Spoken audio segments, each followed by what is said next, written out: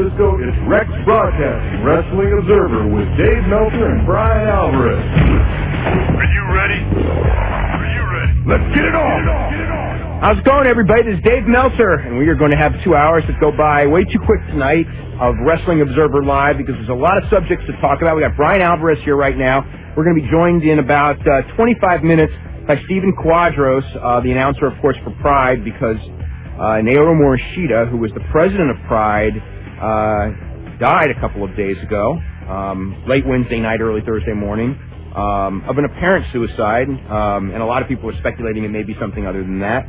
And we'll talk about the future of the Pride organization. And in our second hour, at about quarter after 6 Pacific time, quarter after 9 Eastern time, we're going to have Bret Hart on in his first national interview since suffering a stroke over the summer. And always a lot of subjects to talk about with Bret Hart, and I expect it will be absolutely a tremendous show. So, Brian, how are you today? I'm doing good.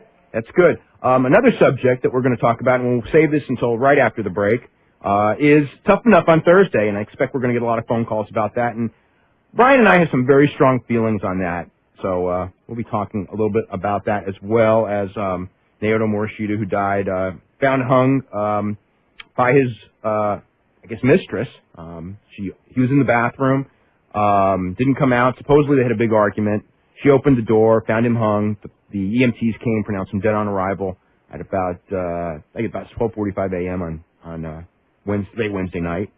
And just trying to think, it's quite, in the end of 1995, I remember talking to two higher people, one in WWF and one in WCW.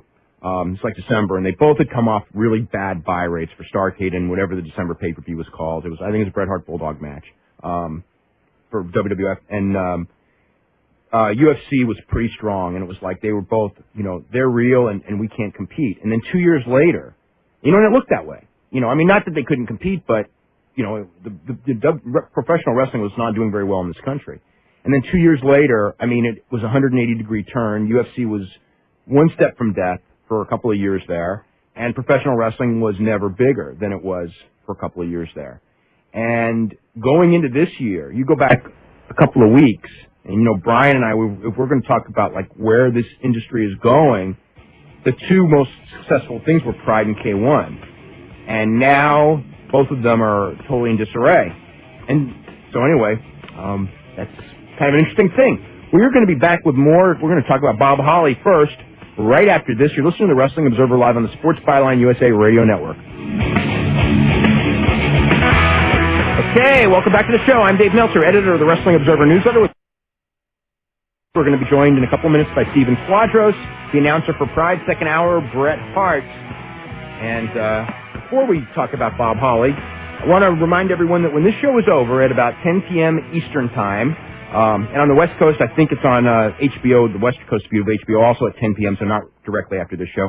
The movie The Smashing Machine will debut, and Brian and I both highly recommend this movie, and I have a feeling in a couple of weeks when we come back, we'll be talking about this movie on this show, but I'd go out of my way to see that one. You got anything to add about that? Watch it. Okay. Bob Holly, you want to start? I've ranted and raved about Bob Holly for so long that I almost have nothing left, but if you didn't see Tough Enough, what happened was they were doing this tag match with some of the students and some of the trainers, and everything was going happy, everybody was working together, and then Big Tough Bob Holly tagged in, and he went right to work on Matt, just beat the ever-loving hell out of him, threw him in the corner, stomped him in the face, bloody nose, or bloody lip, black eye, just laid a pounding on him. And afterwards, everybody was completely confused. I'm sure the trainers were probably a bit confused, too, but the students for sure were totally confused. I don't think the trainers were that confused, because I think what's the word I'm looking for? I think that it was a premeditated part of the television show. Because, you really do? Yeah, and the reason I say that is if they thought that it was something that was really bad and shouldn't have happened, they would have edited it off television. Well, I don't think they would have, actually, because it made for a good episode. Well, then there you go. So it's part of the television show. But I don't think that Al and everybody, Oh, I'm not saying that Al knew. I'm not saying that Al knew, but Bob is not going to do that. I think they knew that Bob was probably going to be rough on him. Okay. But I don't think that anybody went up to Bob and said, "Hey, there's this Matt kid who's like really." Oh, no. I don't think that it was. I don't think it was specific of the kid. I just think that it was one of those things where they knew that Bob. They wouldn't have done that match with Bob without knowing that Bob was going to hurt somebody.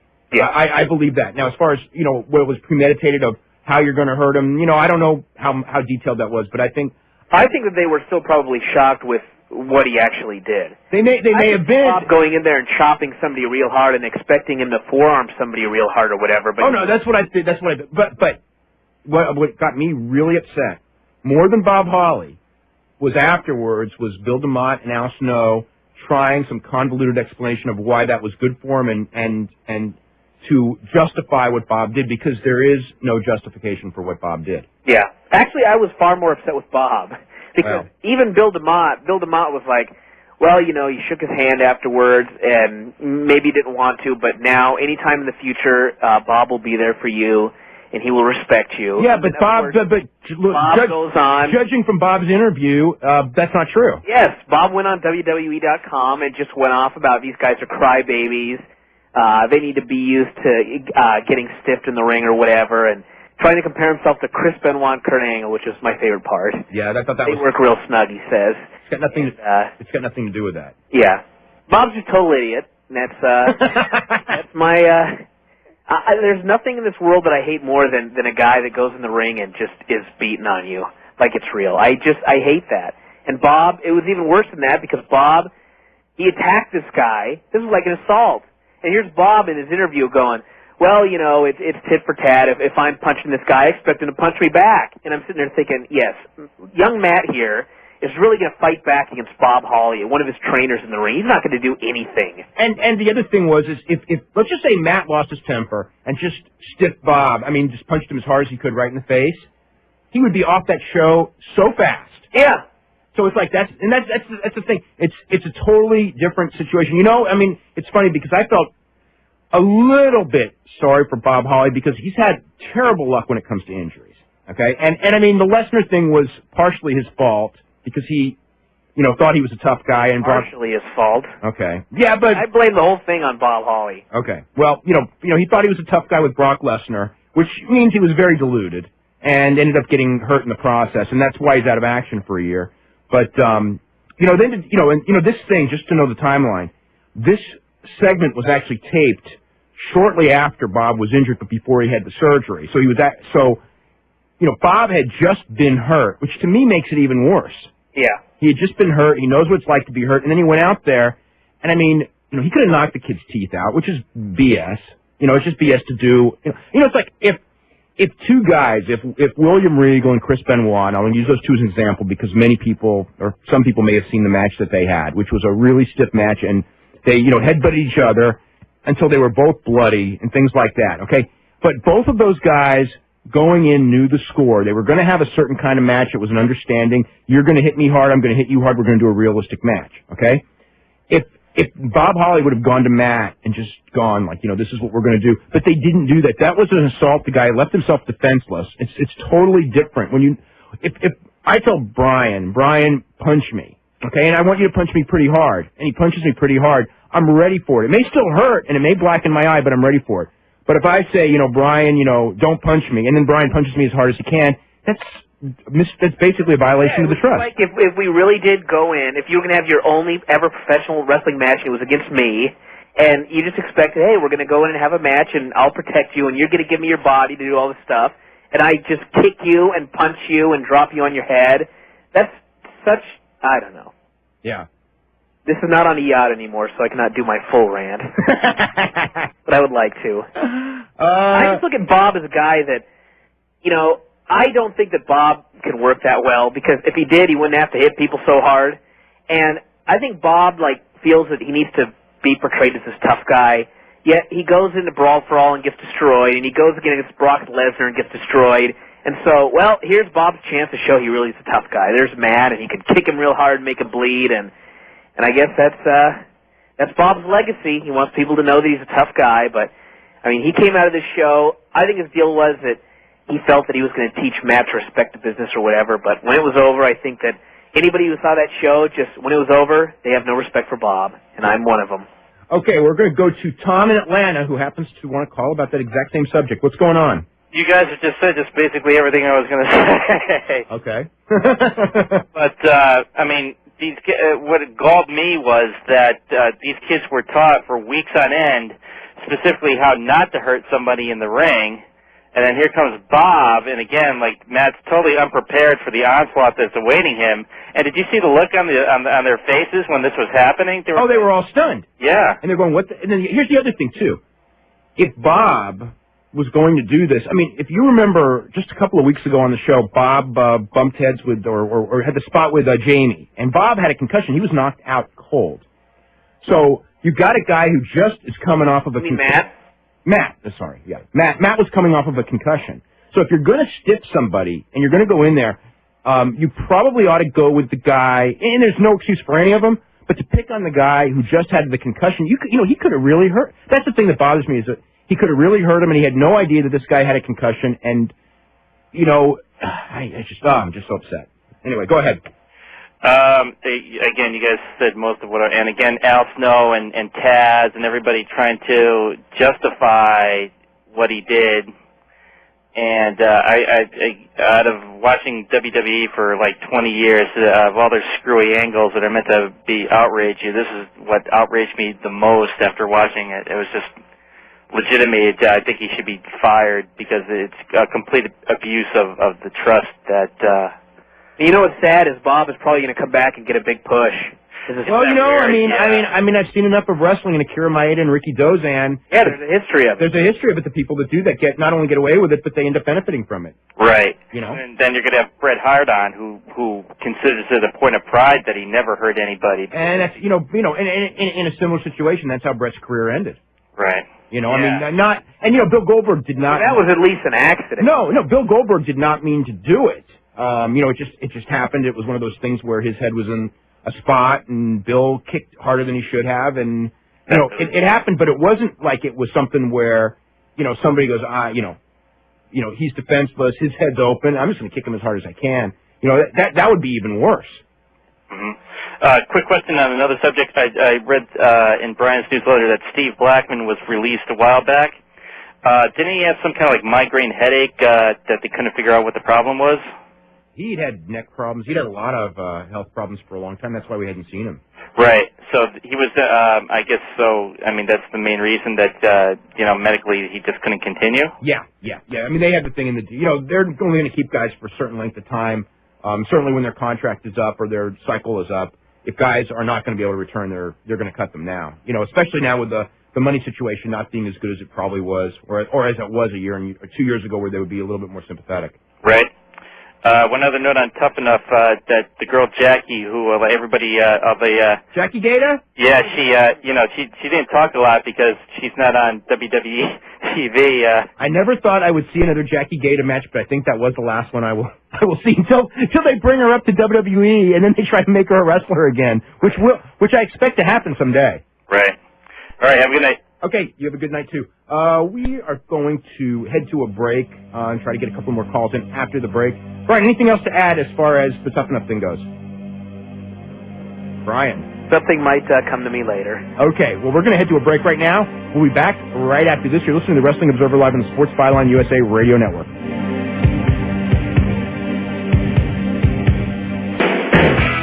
Okay, welcome back to the show. I'm Dave Meltzer, editor of the Wrestling Observer Newsletter with Brian Alvarez of Figure 4 Weekly. And if you're interested in subscribing to either of those publications, you can go to www.wrestlingobserver.com, and there's always, we've got updates on news every single day on the website. Brian usually puts old articles up there. We've got TV reviews after every television show. And, again, info on subscribing to both issues. And also, this week, in fact, I just did this over the weekend. I did the awards, added up all the awards ballots. This is the awards issue, which is usually the quickest sell out of any issue of the year. And so anyway, I want to, for those of you interested, you should probably order it now because if you don't in a couple of weeks, I'm going to have to reprint them, and it takes so much time to reprint those issues, it drives me crazy. So anyway, even though I'm going to print a lot of extra, but the awards that's the big issue of the year. Brian, anything you want to add? I know Brian's going to probably write about Tough Enough this week. I'll write plenty about Tough Enough. Yeah, and actually probably the lead story we're both going to write about. We have Stephen Quadros is on the line, and I want to remind everyone that Bret Hart will be on as our guest in the second hour.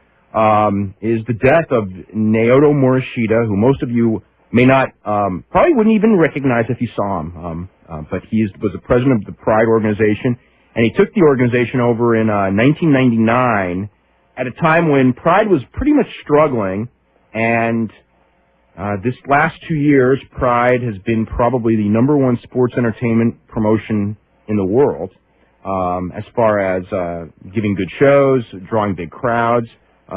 Unbelievable year this past year, and Stephen Quadros, who's the announcer on all of their big shows, is with us. Stephen, you have dealt with Mr. Morishita. I have never actually dealt with Mr. Morishita. What can you tell us a little bit about about him?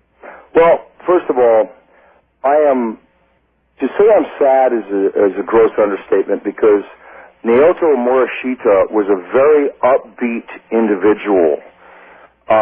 If you remember, at the Pride Fighting Championships, it was Beasts from the East, Pride 16. It was shortly after the terrorist attack. I remember that. I was actually going to bring that up, because you guys had a show right after 9/11, and WWE had a show right after 9/11, and they were so different. And UFC. What? So did the UFC. UFC actually didn't do anything with it, though. No, well, yeah, exactly. But UFC didn't really do it, but you guys did a show where you talked about it, and Morishita came on, and you can tell the story, and Vince McMahon came on, and I just remember watching Morishita, and I'm just thinking, this didn't even happen in his country, and he's coming off so much better than Vince McMahon that it's not even funny. But anyway, go ahead. Well, the thing is that when we got over there, I mean, most of the American fighters were, they were whacked. They shouldn't have. I mean, I'm not going to say they shouldn't have been fighting, but everybody was depressed. Even fighters from around the world were. And Morishita came to us and he said, "You know what? We're going to donate a portion of the purses tonight, of the gate, actually, not the purses, to the relief fund in New York City. We're going to do this, we're going to do that." And then we did a moment of silence before the fight started. The crowd was 100% in unison, respectful, and Morishita gave a speech. If you go back and watch that fight, that's Morishita. He's on the broadcast. He's on the American DVD, and it's so sad him passing away, because, again, he was really a humorous guy. He had a great sense of humor. He was always laughing, joking, smiling. Never a cross word. I mean, I'm sure being a head of the Pride show, you had to crack the whip sometimes, but I never had the, misstep to see that. He had a wonderful, wonderful wife, a beautiful, brand new baby. It was, losing him is a personal tragedy for me, because I really liked the guy. And, he was really well liked and well respected by all the fighters. And he had a great relationship with all the employees there at Dream Stage. That's the parent company for the Pride Fighting Championships. As you said, Dream Stage took it over in 1999. And I don't know, man. When I got this news, I thought, wait a minute, somebody pinched me. This can't be happening. I just saw the guy when I got the news, I just saw the guy a week ago.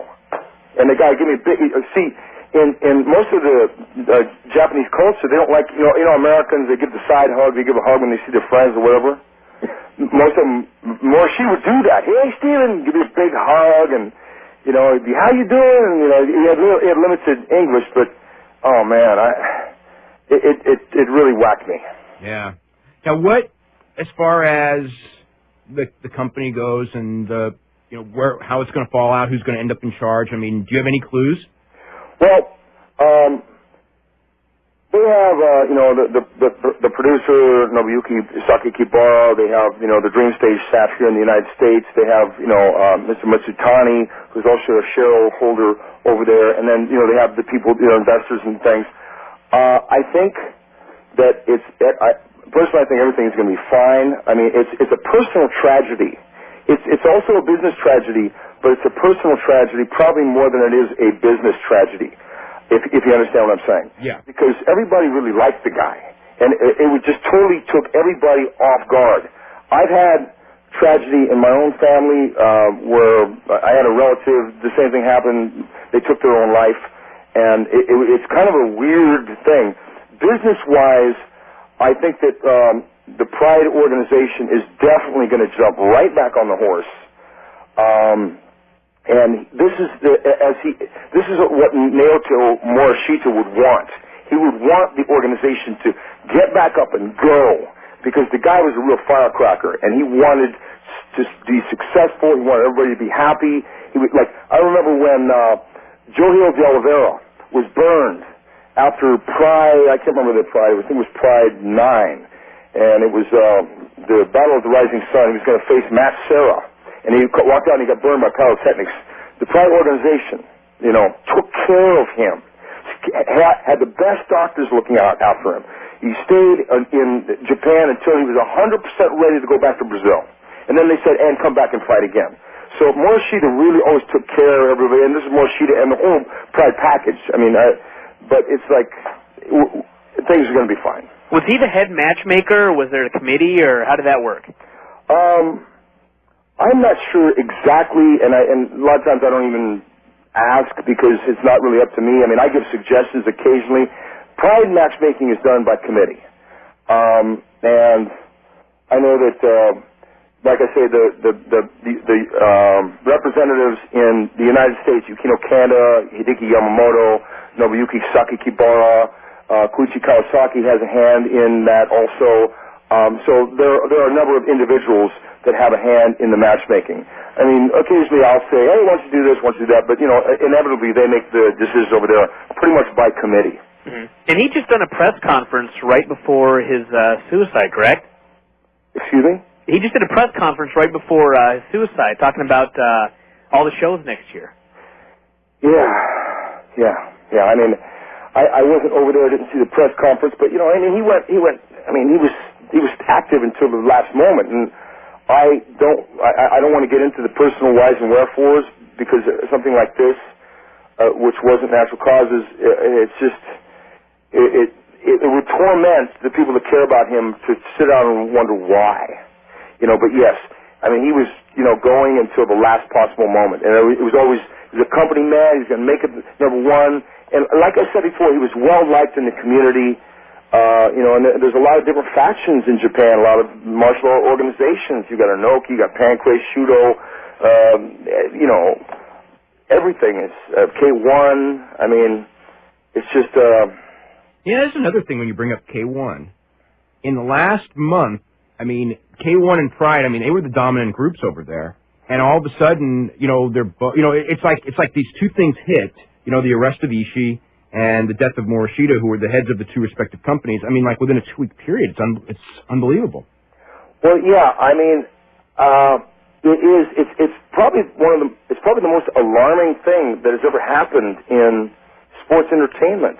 It's not one but two of the heads of I'm just speaking freely of the most dominant sport entertainment I'm talking about martial art fight sport entertainment organizations are K1 and Pride, for sure, 100%. You can't, if you look at their numbers, the live attendance, the pay-per-view, the recognition and around the world, the fighters from around the world, and, Ishii has his troubles, and Morishita, now he's gone. It's straight out of the X-Files. Yeah. Now, one thing I'm going to ask you about is, like, because you've been with the Pride as far as doing the announcing before Morishita got there. Mm-hmm. In fact, now we're going to have to do a break, so I want you to answer, think about this over the break, and then we'll come back to it.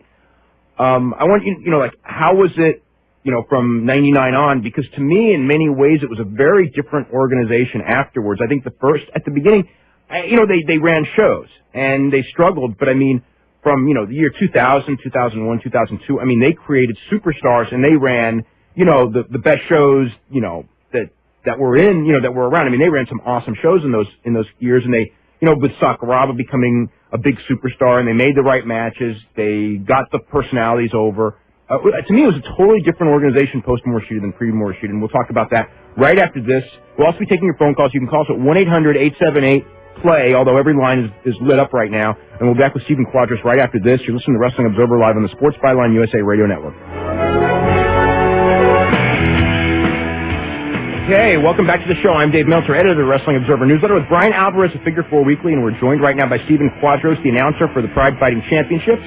And we'll be joined in our second hour by Bret Hart, one of the great wrestlers of all time, who I think it's his first national interview since suffering a stroke over the summer, and spent an incredible amount of talk about Bret Hart. For one thing, he just met with Vince McMahon for the first time in 3 years, just a couple of weeks ago, and we'll talk a little bit about that as well. But Stephen, we were talking right before the break about Mr. Morishita and his contributions to Pride and you know what it's done for the organization. Well, yeah, as you said, in 1999, Pride started to change. And then I think it was right around the time of, they had some great matches. Pride 8, and then Pride, that's right when things really started to pick up steam. And Pride 8 was in 1999, right before the Pride Grand Prix. As a matter of fact, I think that was the last show. The Sakuraba Hoyler Gracie? Sakuraba Hoyler Gracie. You know, I was doing a history of Pride the other day, and to me that was the turning point, was the Sakuraba Hoyler Gracie match. Right. That match, Tom Erickson versus Garrett Goodridge, Ricardo Moraes versus Mark Coleman, that was the Eagleville Championship versus Francisco Bueno. That card was one of the most exciting cards of the early days. And it established a bunch of stars because it was like they dumped the kitchen sink international talent, and the next show was the opening round for the Pride Grand Prix, which just blew everybody away because the opening round was set up for what was to come later, which was the Superstar event of when Hoist Gracie lost to Sakuraba in front of 50,000 people at the Tokyo Dome. That's right when Pride started to say, hey, we're here now. You know, that actually, Stephen, have you watched The Smashing Machine? No, it's going to be on tonight. I'm going to be taping it. Okay, yeah, because the Pride Grand Prix is actually the kind of the backdrop for that movie, and it's the exact same period. You know, they have like they go through that whole thing. So actually, was a lot of what we're talking about. Yeah. I want to go to Jeff in Long Island. Jeff, what's going on? Hey, what's up? I called last week actually. I have a question. It's not necessarily related to Pride. Well, actually, it isn't actually at all. I have a question about. I was reading in Lutez's book about Antonio Rocca. Bye. That was a prank call. So anyway. Wow, you got that one early. I got it way before he got there. Yeah. But luckily, I read that book, so I knew where he was going. Well, I didn't, so I'm the dumb guy here. Whatever. Anyway, we got one line open at 1-800-878-PLAY. We're gonna. So anyway, go. As far as going forward for this year, and I mean, you know, you and I have written about this. Mm-hmm. They did the Grand Prix in 2000, and in 2003. They're going to go back and do it again. Actually, 2 Grand Prix tournaments this year. Right, and I think it's a great idea, and I've been hammering everybody that would listen that we got to go back to tournament format. In my opinion, for legitimate mixed martial arts sports, they're going to take a tip from K1, take a tip from the Olympics, take the tip from the NFL, the NBA, like Wimbledon, whatever. Professional sports are done with tournaments. Oh, yeah, you're going to say, you can't have 3 fights in one evening. That's true. You have 1 fight. You know, like 4 guys or 8 guys fight 4 fights, and the next event we got to go back to tournaments. Thank God Pride has. The UFC is starting to do the same thing too. They got the lightweight tournament. I think this is the way the sport is going to survive, because the thing is, what's built in is in the public's consciousness, in the back of their brain. They get enticed by the thing about a tournament. They think, wow, it's a tournament. So if you don't have charismatic figures, they're still really blown over by the format. So it's like a fail-safe device, and plus it gives it the legitimate thing. Like I said before, everything except for the fight game has tournaments. But when the fight game has tournaments, let's say Bernard Hopkins, who the public could care less about until he beat Felix Trinidad in finals of that tournament, you know, that worked. It's proven time and time again that the tournament is the format to go to. And I'm really glad we're having the 2 tournaments. We've got so many damn fighters, heavyweights, you know, under 205 pounds, what do you call it, light heavyweight, the middleweight, whatever you want to call it. It's going to be the bomb. So would it basically be first round on the first night and then the semifinals and finals on the second night? Right. Okay. And they'll be in August and October. Wait a minute. Yes, August and October. Yeah. Now, they were also talking about Las Vegas over the summer. Mm-hmm. Anything new on that? Forgive me. No comment. Oh, okay. Oh, there we go. Yeah, okay. That means whatever you want it to mean. Now, as far as new stars on the shows that you've seen, including the last show, All right, let's go to the next show. That's Fedor and Nogueira, which is going to be the main event on the March show. What's your thoughts going into that fight for their world title? Well, it's going to be a whole lot more competitive than a lot of people thought. But people are going to look at the Dan Henderson fight, which is in replays right now on DirecTV, Dish Network, TBN in Canada, on Viewer's Choice, whatever. And they're going to say, wow, man, Henderson did really good. Fedor is a lot bigger than Henderson by, 5 pounds? 35 pounds, probably. Yeah, and he can really, really hit on the ground. I think it's going to be a tremendous fight, and I think it's got the earrings of maybe the greatest heavyweight fight ever, because you got two guys that are both young, both experienced on the ground, and both can really, well, actually, I think Fedor is the harder puncher of the two. But Nogueira is probably, the better submission guy. I think it's going to be a fight. But Fedor, I think, is a better wrestler. Yeah. So that's why it's really intriguing. But he'll be able to take him down. But then again, Nogueira doesn't mind being taken down. In fact, what was, the funny thing, because the Henderson fight, of course, aired last night for the first time. And I watched it. I actually had seen it before from the Japanese tape. It's a really great fight on a lot of levels because you had, Dan Henderson put on a great performance in losing, and it's unbelievable. Yeah, and Brian, really hit this hard in the issue like this last week, but we talk about it all the time.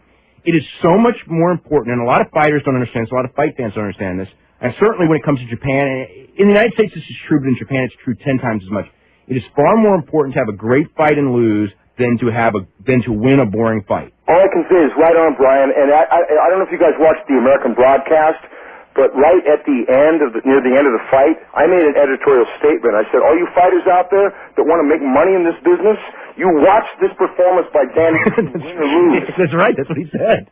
Yeah, because that's what I say right in the thing when it's happening, because I say, Quentin Jackson did the same thing when he lost to Sakuraba. Yeah. Do people think that, that hurt Quentin Jackson? Hell no. He made him a star. To a star. That's right. Takayama? Takayama, who's never won a fight and is a superstar. Exactly. I mean, all you have to go is step into boxing. Gotti Ward, I rest my case. Those guys are not going to be champions probably ever again in the world picture, but nonetheless, people don't care. The long story short is that people want to see great fights. If they win a title, that makes it even better. Now, the heavyweight championship has always been the most alluring thing. When Ali fought, and now we got mixed martial arts, you got Rico Rodriguez, you got Nogueira. People want to think, who's the baddest man on the planet? Well, it might be Bob Sapp. Especially if he's got another year of training. Nogueira right now is the top dog, but I don't want to slip into unknown territory, but Bob Sapp, all hats off to my man, Bob Sapp. How many people can knock out Hoos twice and only been, he's had like 3 kickboxing matches and then he fights Hoos? Yeah. It's like sick. And he had 2 mixed martial arts matches when he fought Nogueira, I think. I know. It's, he's not a normal human being. Yeah, but the Dan Henderson performance was, to me, and I think I said something in the broadcast too. I don't fixate and memorize everything that after I say it, but I think Dan Henderson is one of those guys that will rise in the rankings off of a loss. He should. Oh, he should have been for that one. I mean, the one thing about that was for Dan. It's like Dan had. I just was watching the fight, and I think one of the reasons why I thought it was such a good fight is because I was so empathizing with him because here he was going against this guy who outweighed him by 35, 40 pounds. I think it was 40 pounds. Short notice. On short notice. And, and Dan's an awesome wrestler. He wrestled in the Olympics. And Dan is taking this guy down, and you're going like, all right, he's taking this guy down. And you're thinking, wait a minute. It's like, because you don't want to stand with a guy that much bigger, although he more than held his own and never backed down standing up. A bunch of times to the right. He did more damage standing up than Nogueira did. Yeah. But he would take this guy much bigger than him and no slouch down and then it's like, oh my God, now he's there. That's where, Nogueira wants to be. So it's, and that's what makes Nogueira so dangerous. But, I think that in another sense, I think that it made people, because after Nogueira beat Semi Schilt and then Bob Sapp and then Semi Schilt, you're thinking like he just beat some, 2 giants, who no one's going to beat him. And now with Henderson, you really see that, again, anyone can get beat by a top guy on any given day. There's no such thing as the perfect unbeatable fight. If I may interject my cliche of the day, it's not the size of the ship, it's the motion of the ocean. You know what I mean? I mean, Dan Henderson came in there with no pressure. Everybody thought, you're going to lose, bro. We said, you're going to lose. You're going to lose. So got no pressure. So why not just go out there and try and whoop his ass? And at the beginning, it was like, man, when he had a shoulder caught, he had this caught, that caught, and Dan would fight his way out, stand back up, crack him with the right hand. And as I said during the broadcast, right before the third round, I said, Nogueira is probably thinking, go away. Just go away, Dan.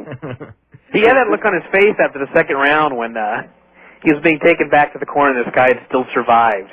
Yeah, Nogueira, he would never say this, probably himself, but Nogueira had the flu for the fight, too. Yeah. I mean, it's not a qualifier or anything. Because he didn't mention it. I mentioned it. I was sick, too, for the damn broadcast. Hey, did you guys like that thing that we did in halftime, or did you see the American show? I saw the American show, but I did not see that. Actually, what is that the one with the girl? We missed it, man. Boss and I, we go, okay, Pride website, we got the little dolls of bands. The thing with the dolls, because I was actually gone, and I was going to watch that back tonight, but the people who were at my house were telling me, oh my God, we got to get some Don Fry dolls. No, dude, that was the best fight on the show up to that. You got to watch what we do because I mean, some of the early matches were a little slow. Let's face it. I mean, they were. And right around, when Alistair Overeem got knocked down by a spinning heel kick by the Russian guy, Volk Atayev. Yeah. We went, oh! All of a sudden, it went from like first into fourth, and now you're going at 100 miles an hour. The show was like kind of wacky, and from then on, when like Randleman, dude, what's up with Randleman? He's got a left hook now. Yeah, but the thing with Randleman that impressed me was when Kevin Randleman fought Randy Couture, the minute he was on his back, he was dead. Yeah, I said during the show, you hear that? I mentioned that. I said, man, after that fight, you can tell that he worked from his back and made it into a strength rather than a weakness, because that was his only weakness, really. Yeah, because he was on his back several times in that fight and was not getting hurt. I thought that was a great performance. I think, is there any talk of Vanderlei Silva and Kevin Randleman? I know it's not going to happen for months, but, I know you brought it up several times in the broadcast. I brought it up, and I do mention it to the powers that be, and it's like putting it into a think tank, and then I don't check back and, bug people. But that would seem to be the logical thing. The two guys that are in line to me are Arona and Kevin Randleman. But Kevin, to me, because he beat Ninja, then I think you should get it. It's the way he beat him, too. He stopped him. Right, he stopped him where the other guy won by a Arona laid on him, and it was real close. Yeah. He kind of laid on him and wrestled him and did his thing, But Kevin... Kevin versus Vanderlei is going to be an exciting fight, believe me. Yeah, and great personalities. We're going to go ahead to a break right now. We'll be back with one last segment with Stephen Quadros right after this. You're listening to the Wrestling Observer Live on the Sports Byline USA Radio Network. Okay, welcome back to the final segment of this hour. Don't forget, second hour, we're going to have Bret Hart, and we got Stephen Quadros here for just a couple of minutes. And Stephen, since this is like the big awards week here for on the Observer, what's your thoughts as far as Fighter of the Year and Match of the Year? Oh, God. Everyone says that when I bring up this question. There were so many great matches this year. The UFC had some great matches this year. Pride had some great matches this year. Off the top of my head, and this didn't make the balloting because it happened December 23rd, I think Henderson-Nogueira is the best fight. Really? Yeah. Okay. Off the top of my head, I like Pele Newton, too. Pele Newton was a great fight. There's like I said, there's so many great fights this year. I mean, Fighter of the Year, Nogueira. Okay. I think Nogueira is the Fighter of the Year. Brian, what's your thoughts as far as those two things? Yeah. I would say either Nogueira, Bob Sapp is Fighter of the Year. Sapp because he made so much money for everybody, and Nogueira because he beat him and everybody else. And Fight of the Year, maybe Sapp and Nogueira. Okay. You know what? I totally respect that, and that's a good choice. And off the bottom of my head, I agree. Okay, I say Fighter of the Year, Nogueira.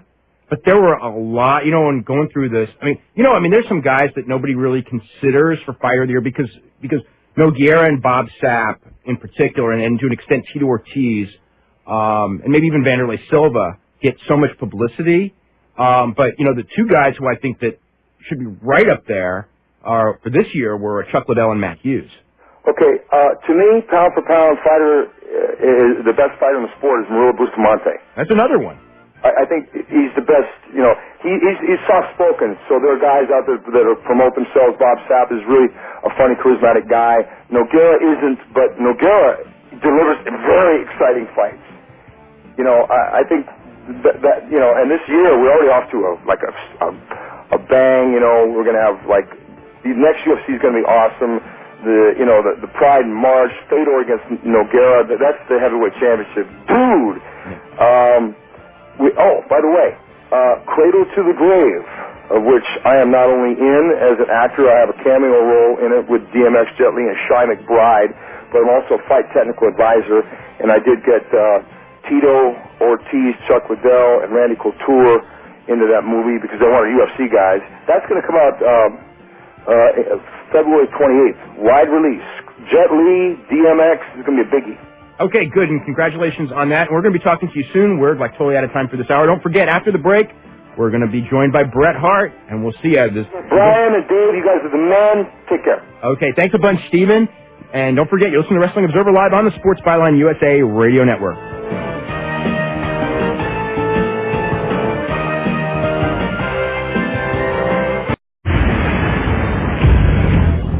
Welcome back to Hour 2 of the Wrestling Observer with Dave Meltzer and Brian Alvarez. Are you ready? Are you ready? Let's get it on! Okay, welcome to Hour 2 here on Wrestling Observer Live. I'm Dave Meltzer, editor of the Wrestling Observer newsletter, with Brian Alvarez of Figure 4 Weekly. In about 8 minutes, we're going to be joined or so, roughly, by Bret Hart.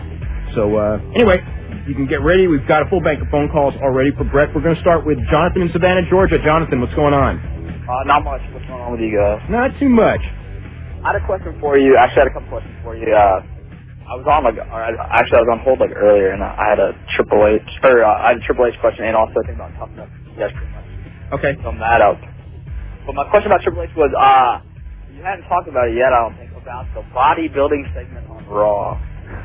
I thought it went too long, but you know what? I mean, I think Brian and I may have enjoyed that more than anyone in the whole world, because he was saying some inside stuff that, like, you know, I don't know why he was doing it, but it was just entertaining me to no end. Although, even I was getting, it was like, it's typical Triple H. You know, it's like, it's a good idea for a 15-minute segment, and I think it went 30, and that was a little too long.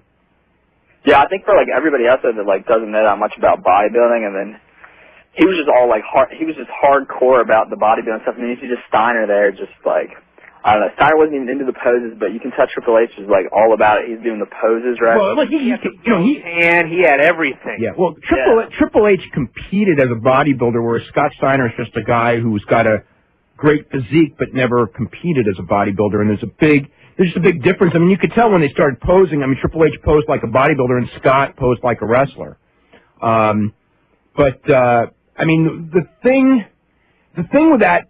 I mean, from a conceptual standpoint, I thought it was a really good idea because, again, it was one more week of those two guys going face-to-face where they didn't have to touch, because the longer they don't touch, the better it is for the Royal Rumble, because they've got to have, like, that first touch. They got to have everything first, because it's going to be a struggle to have a match, you know, especially because you know they're going to go 20. I mean, everyone thinks they're going 3.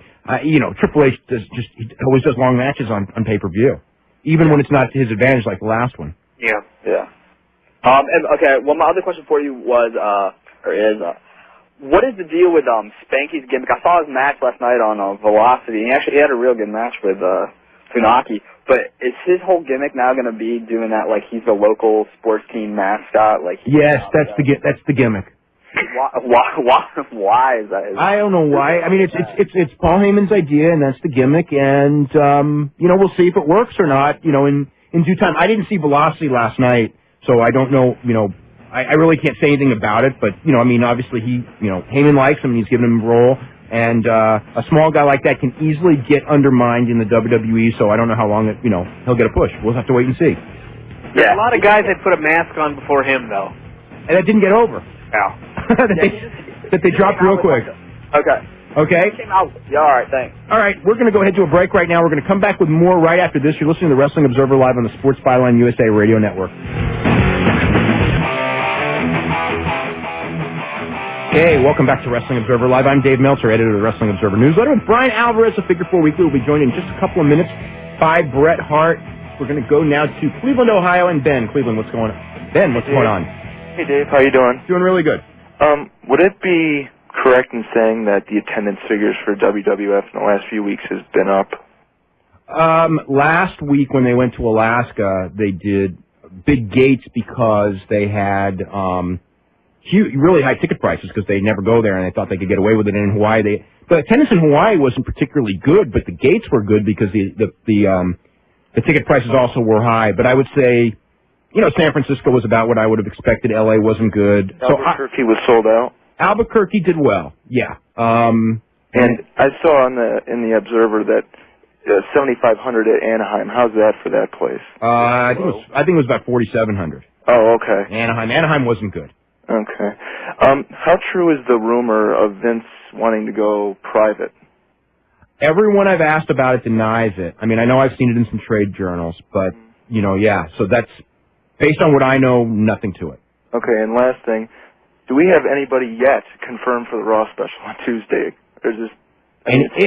Brian, have you heard of anyone? I cannot say I've heard... I heard of Bobby Heenan, but that's not the case. I don't think he's going to be there. What I can tell you about... Confidential, which surprised me, seeing as how it wasn't confirmed. Gene Okerlund said it last week on Confidential, and Bobby Heenan was not, as of Thursday, nobody had asked him. I believe he has been asked since, but Bobby Heenan's health isn't that good, so I don't know. Someone had emailed me, but I don't have it confirmed saying that he wasn't going, but I don't know that for sure. But I know as of Thursday night he had not even been called. And if he hadn't been called by Thursday, I don't know that anyone's been, or very few people. I mean, it's definitely, something that's last minute and, The thing that's funny about this is you'd think that they would call everybody a month in advance and put out this big list of all of these superstars are going to be here. Instead, they're going the old surprise route. Tune in and who knows who you'll see. But that's failed miserably all the time. To me, if they don't have Steve Austin or Rock on the show, people are going to consider it a big failure. Yeah. But to me also, to have either Steve Austin or The Rock debut on that show is a big mistake. So I don't know. It's going to be an interesting little thing there, and they got all those awards and everything, and it'll be there to accept him. Yeah. The other thing, Austin should be superstar of the decade, I'm guessing. And again, will he be there to accept? What do you think they'll do for Diva? Diva? Well, I mean, I really would say someone like Sonny or Sable, but I don't see him. Not Sonny. Sable was the biggest star of all of them, and then Chyna would be number 2, realistically. I don't know. Do you think they'll give it to Trish? Just because, or Stacy Keibler or Tori? I don't know that's going to be interesting. And biggest star, well, I think they got to give it to Austin, don't you? Yeah. I just can't see anyone else getting it. I wonder if Mick Foley will be there. And if he was, they should have told us, shouldn't they? Hopefully tomorrow night they'll have something to say on Raw. Because I think they really dropped the ball. But, here's another thing. We got the Royal Rumble on Sunday, and I have never been less excited going to a Royal Rumble about than this one. I mean, there are no good interviews to build up the Rumble. The only match that's gotten any kind of decent push is Hunter and Steiner, and to a small degree Lesnar and Big Show. And here we are. We're 7 days away right now. Yep. Anything else, Ben? Just really quickly, how about Wrestler of the Decade or whatever they're going to call it? They make that the last award, last 2 minutes, Austin shows up. That way you're giving him away, but you're not really giving him away, and that way people would maybe buy the Rumble that aren't considering it. Actually, you're right. If he says that I'm going to be there and I'm going to enter the Rumble, that's a pretty good idea. And maybe that's what they'll do. No, we're talking about the WWF of now, not not the one of 2 years ago where they would have done it. Yeah. Okay, take it easy. All right, thanks very much. We are going to go to Calgary, Alberta, Canada, and Bret Hart. Bret, how are you today? I'm good. Is that Dave? This is Dave. Yeah, Dave and Brian are here. Yeah, I'm doing good. Bret, before we, I think one of the things, we haven't talked to you on the air. The last time we did was right when Davey Boy Smith died. Yeah. And, your life has turned upside down, so many times in the last several years. And again, just a few weeks after that, you suffered a massive stroke. And I think I think everyone knows you had a stroke, but I don't know that unless people have had like a loved one that has had a stroke, I don't think they really understand, because we get people on the show almost every week going, wouldn't it be great if Bret would come back and wrestle Shawn Michaels, or Bret come back and do this? And it's like, to me, it's been such a what's the word I'm looking for? But it's been such a miracle and the fact that you're driving a car, and that you're walking, let alone you know what I mean? There's so much that that you had to start at such a small level, and you've really done a great job with it. But why don't you explain, I guess, about the last 6-7 months of your life? Well, I think you're right. It's not something that you just sort of just get up and walk and you're fine again later on. And there's no idea of knowing whether you're going to recover. Like when I first went in,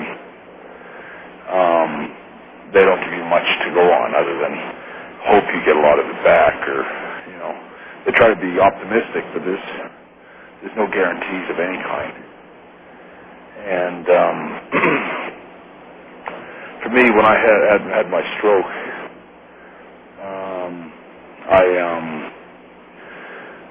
the first day or two, all I had was a movement in my fingers and my toes. I lost all the movement on my left side completely, which is vision. I could see, but not very well. Even swallowing was really tough, and talking was extremely difficult. And I think you go through a huge emotional. There's an emotional drag that goes along with anybody that has a stroke. So you're, incredibly weepy and very emotional, and there's no way around that. That's just the way. That's just part of the stroke. So, compared to where I was when I first had the stroke, when I think about where I was, I never, you worry that you're never going to walk again, that kind of stuff. And gradually, every few days, you get a little bit more back. Like 10 days later, I couldn't walk, but I could sort of hobble or hop almost, or sort of limp my way to a bathroom. But pretty much I was confined to a wheelchair for the whole summer, and things were incredibly bleak at the best of times. And I'm happy to say that I'm moving around a little bit now, and I think I'm over the worst of it. But it certainly has been a long campaign, kind of getting myself to where I can even just talk on a radio like this for an extended time. Even that can be quite exhausting for me. When I first had my stroke, to give you an idea, a half hour of physio, basically, that was the equivalent of a day of downhill skiing for somebody. So I would get up and I would sleep all night and do a half hour of physio and sleep for the rest of the day. It was that exhausting. I have never been so tired after I did my physio. So, you just sort of take one day at a time, and which I have, and I appreciate, I think, a lot of the people that that looked after me during that period, and also I think I had a lot of support from fans and stuff all around the world, which meant a lot to me. So it's been a long 6 months. Now, how much have you recovered, and what are your goals as far as what you think you're going to be able to do, or do you think that you're pretty much, I'd say, plateaued, so to speak? Yeah, right now they say you get a lot of your, like the brunt of your recovery in the first 6 months, but it trickles on for the next it trickles on for up to 2 years, and probably maybe even beyond that. But right now I'm able to walk. I have a noticeable limp. My leg is still quite stiff, like especially in cold weather. It's extremely hard to walk, and especially like this time of night, from here on in, kind of thing. From late at night, like 8 o'clock on, I'm much more tired, and my walking is much more, stiff and not as normal as it is first thing in the morning. I can almost walk now where you can't notice the limp and whatnot that comes with it. And I still have a lot of weakness in my scapula, so anytime I try to lift something out of like anything high up, like if I was trying to reach for a big quart of milk in the fridge, that's hard for me to do right now, or at least to hold it and support it. But it's all coming. The muscles are coming. I'm actually working out now, and I can ride my bike, and I can drive my car, and I can talk longer, and you know, I'm not quite as exhausted at the end of the night as I was a few months ago. But as far as goals go, I'd be really happy just to walk without a limp, you know, a noticeable one anyway. And I'd like to see myself run again someday, and I'd like to, you know, try to regain some of the strength and stuff that I had before. Bret, we're going to have to go ahead to a break right now. We're going to come back right after this commercial break with more with Bret Hart right after this. You're listening to Wrestling Observer Live on the Sports Byline USA Radio Network.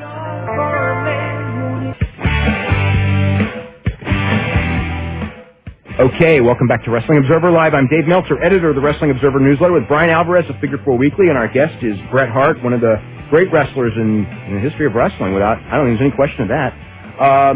We are talking about his recovery from a stroke. I want to remind everyone real quick also, for info on both of those publications, you can go to www.wrestlingobserver.com. There's info on what's in the current issue of both Observer and Figure 4 up on the feature section, and this week is the awards issue of the Observer, so it's the biggest issue of the year, so there's info on subscribing and all that. And Bret, has been doing a lot of writing over the last couple of months. From what I gather, book-wise, where are you at right now? I'm presently trying to finish what I ultimately see as the second book. I've sort of written a trilogy with 3 parts. And the first one, I think, is done, other than sort of cleaning it up a little bit. And the second one is I'm right near the end of it. And I'm anxious to get it on the third one. The third one's probably the freshest one in my mind. That deals with the last part of my career. So I've gone into quite some detail, more than anybody else, I think, has, in regard to the wrestling books of late. And I'm happy to say that I don't think anyone else has been able to bring the light to what it really is, what it's like to be a wrestler, that I will when my books come out. Now, do you have like a time frame as far as like the first book? The first book is basically your childhood and Stampede years or type of thing, and the second book, like what years or? Well, I'm thinking I'd like to try to have everything done before the end of summer or beginning of summer. No, but I mean, as far as like the time frame of 92 or 93 when you leave off. Yeah, I mean the time frame of each book. I mean, like the first book. Well, the first book deals with my childhood and my Stampede wrestling career, and my whole growing up in the business and my life as a Hart kid, maybe, which has sort of been done now. So the second book deals more with my beginning in the WWF, and that sort of runs all the way till I won the championship in '92. And the third book would deal with everything after that. Do you see? I'm right now in my work. I'm up to the end of. I'm basically starting in '91 and just wrapping up that last year before I won the title. And the third book, which would probably be, I think, maybe the easiest, and sometimes it'll be the hardest because it deals with the most emotional things, everything from Vince to Owen to the family and all that kind of stuff. But at the same time, it's also the most fresh stuff. Like I can remember it all pretty vividly still. Brian, do you see all 3 books coming out like at the same time, or do you plan on releasing one a year? Or? No, maybe 6 months apart or something like that. I don't know. I think. They're not thin books. I mean, I think each book could be about 600 pages, which is why I think it would be tough to, put out in one book. I mean, it's not impossible that I could release it all in one book if I had the right editor, then maybe someone could help me kind of pull it all together when the time's right. But as far as the time frame, I'm hoping to have the first one come out in the fall next year. And I haven't put any kind of, I haven't allowed myself to be pressured into rushing or trying to make deadlines. I'm actually working on a very honest effort to put my life in perspective, not just for people that are interested, but for myself. You know, it's been very therapeutic for me to invest all my time in and kind of look back on my life. I mean, all I can say is I've lived a pretty weird life. You know, the stuff that I've done as seen and the things that have happened. You know, even right up until now with the stroke it's been quite a roller coaster for me. You know, when you were active, and I don't know if a lot of people are aware of this, but you know, one of the reasons why the time frame and the accuracy of the book is going to be, you know, probably well above, you know, all of the wrestling books really, is that you pretty much, you know, took the dictaphone on the road, and you were, I don't know if you were preparing for writing a book, but I guess, well, you know, you were entering stuff every day pretty much, weren't you? Yeah, every couple of days I made an entry sort of detailing what I'd done that week and who I'd been with and what I was doing.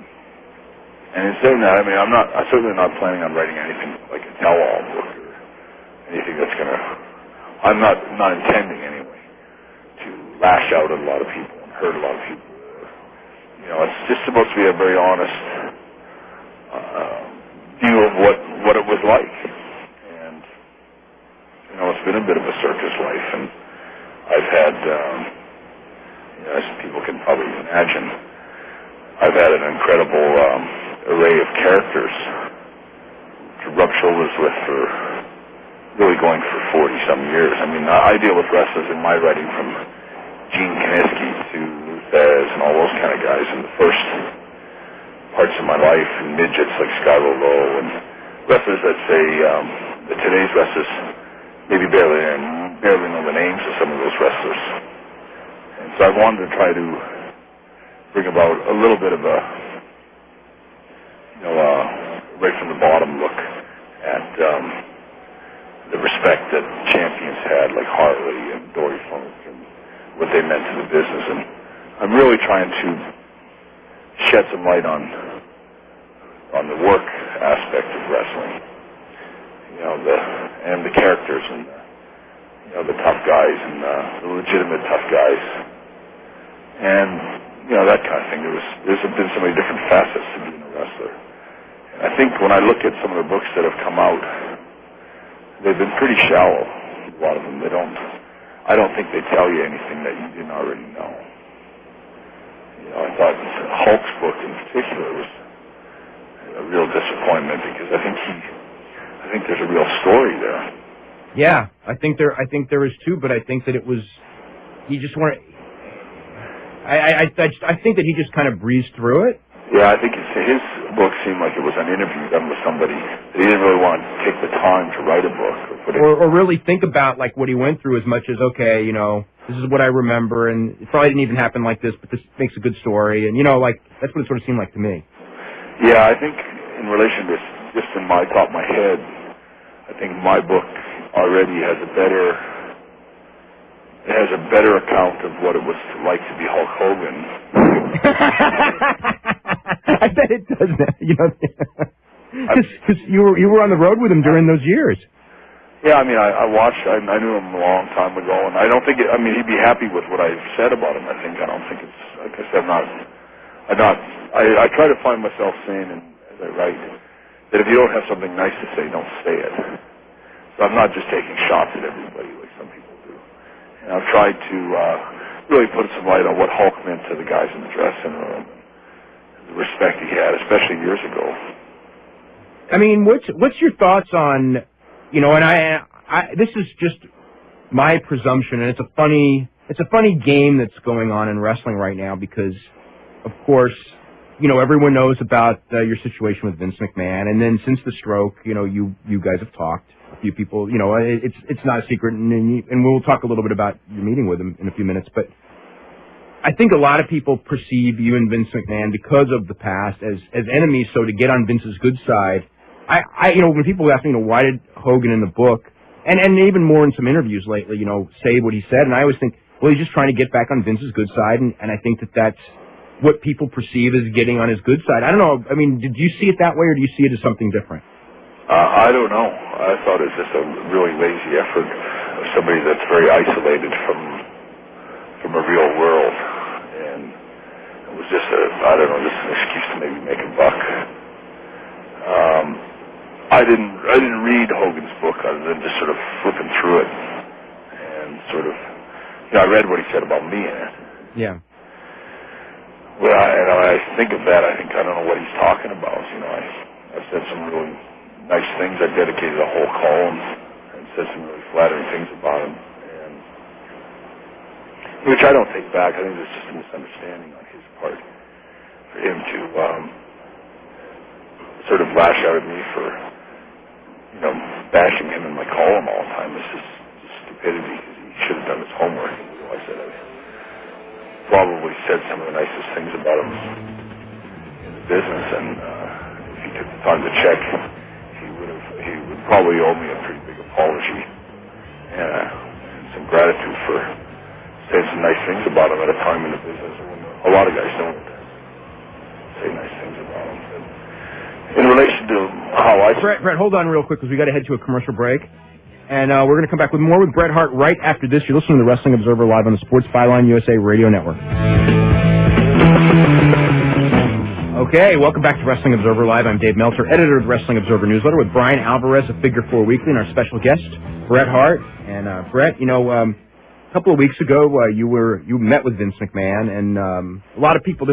There's, as you could probably imagine, there is an incredible amount of people trying to, rumors about what happened, why it happened, and what it was all about, and what happened, and why did it happen, and what's it all about? I guess is what we're going to ask. Well, one of my biggest gripes, I guess, with Vince was that when my brother Owen passed away, he met me up here and he promised me access to my history, and they were gonna anything I wanted, kind of in relation to pictures and photography, because like film and video or whatnot. And then that meant a lot to me, and I told him that at that time. And then for some reason, when the lawsuit started to unravel, none of that was available to me. It wasn't available to me a week after we talked. I was told by one of Vince's lawyers, my lawyer was told that Vince didn't remember that conversation having ever taken place. So that really was the brunt of a big basis of quite a rift between us, because I felt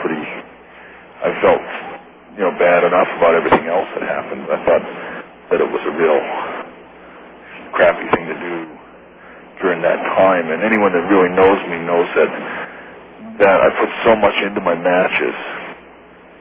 I often look at my matches the same way maybe Bruce Springsteen looks at every one of his songs. All of them were very special to me in their own way, and I always tried my hardest to give everyone the best possible match there could be. And I put my body on the line a lot of the time, and I put a lot of my thought into each match. And so when I had my stroke,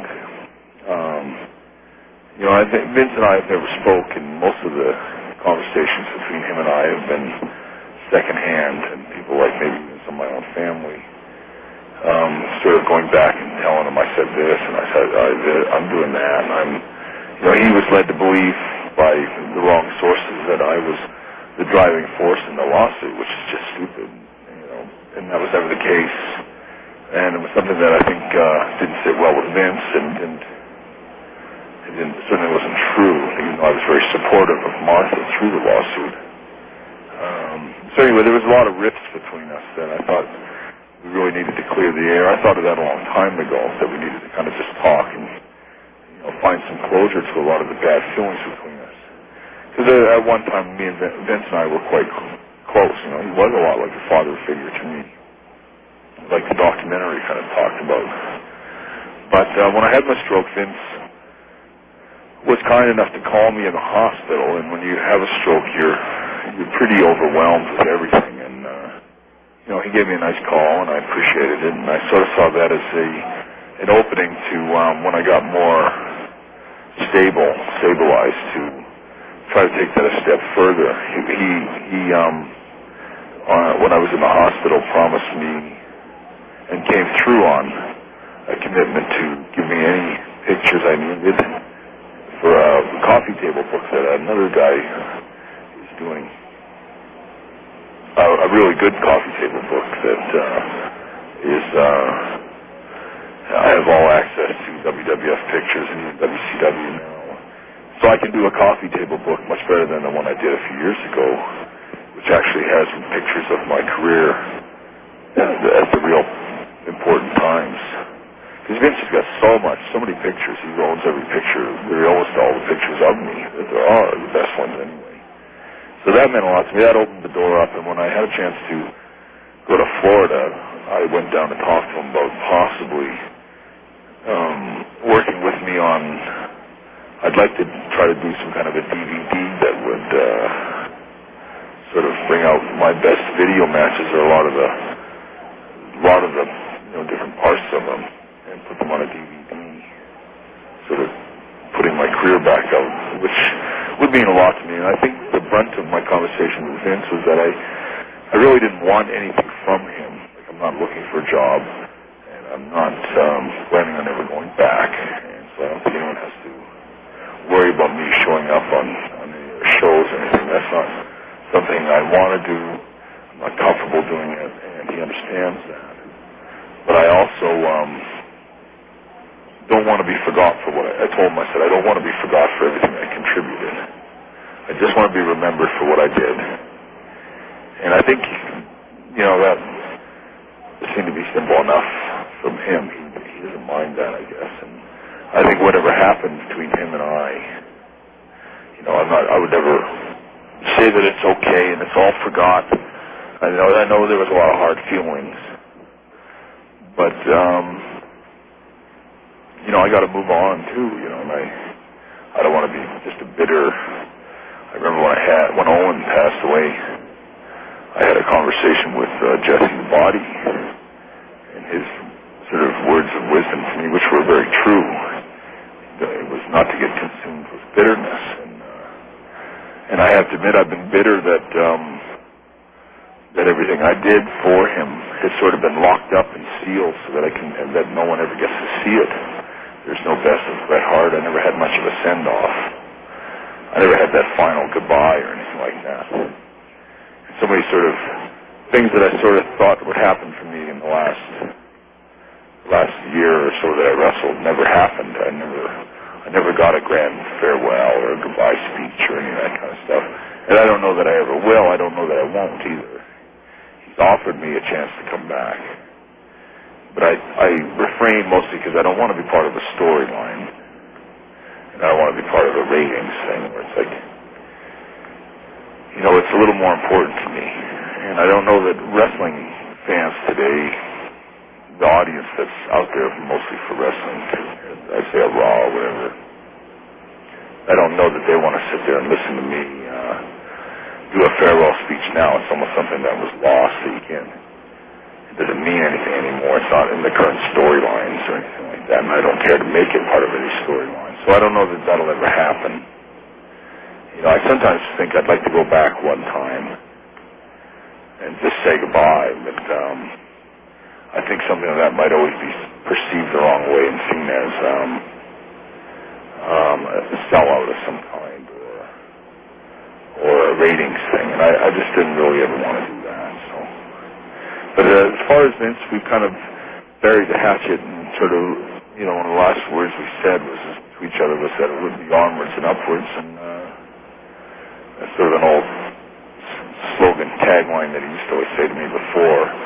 And I think we just, because I have a family with so many of the grandkids have aspirations to get into business, and I don't want to be an obstacle in them making it and getting into the business or having a chance to work with Vince. And there's some, like my nephew Ted, that's, could considerate enough that he's not sure that he wants to go back if it's going to offend me and that kind of stuff. And so I thought it was important to kind of patch things up enough where I can sort of live and let live, and he can, I don't have to be the sort of butt of any jokes on their show anymore.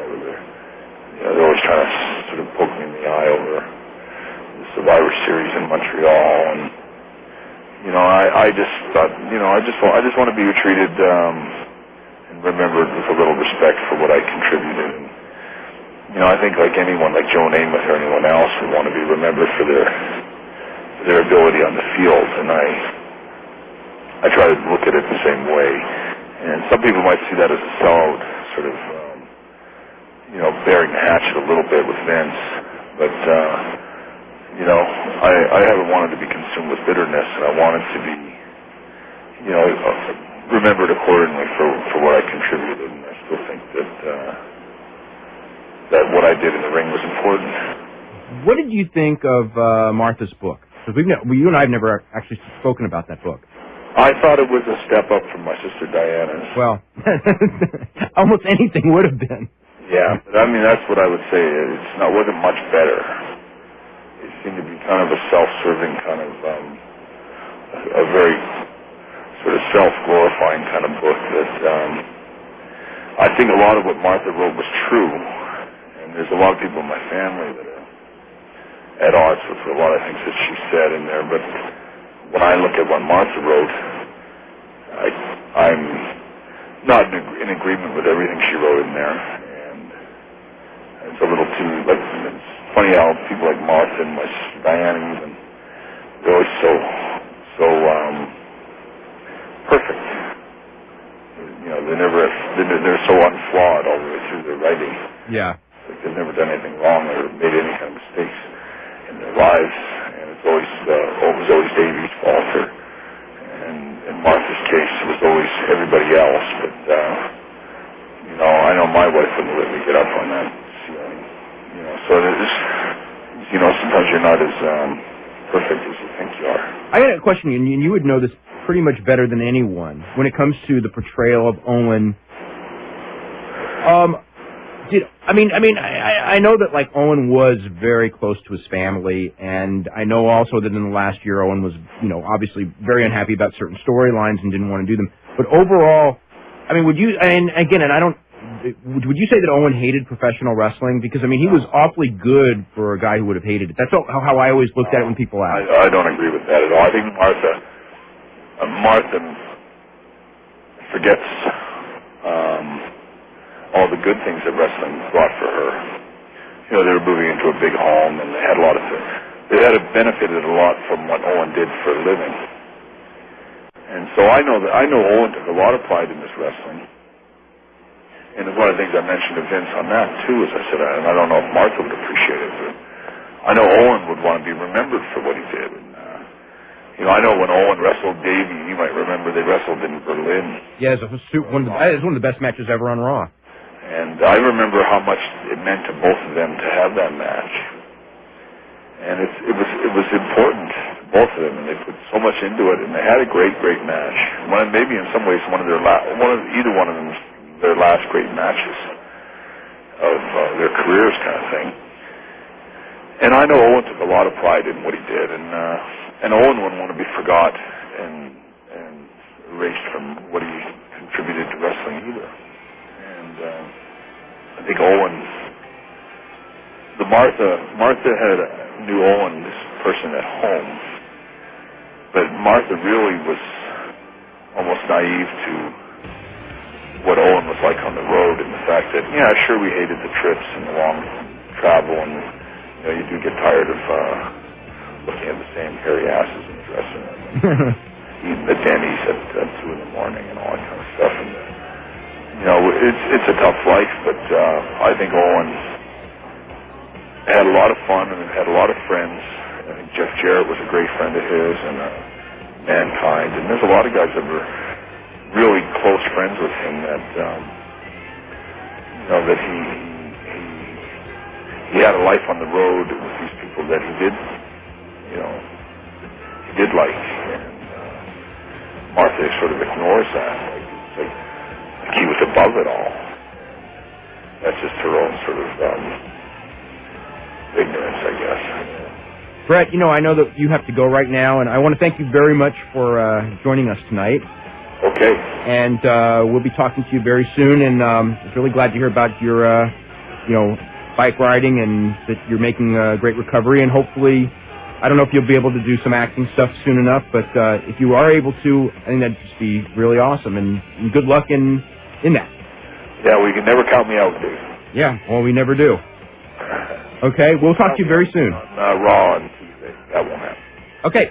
Okay. All right, thank you very much, and we will be back for our closing moments right after this. Okay. Well, Brian, how you doing? Good. That's good. Did you watch Confidential last night? Yeah, most of it.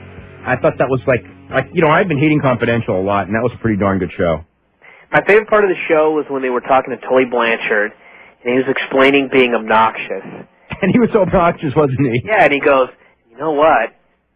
Sometimes if I was obnoxious enough, people would pay to see me beat up. And then he gave this big grin like he was this genius. Wait a second, there's more. For a second, I laughed like, well, no, yes, they're going to think that, And then all of a sudden I thought, I'll bet there's some people in WWE that probably watched that and were shocked.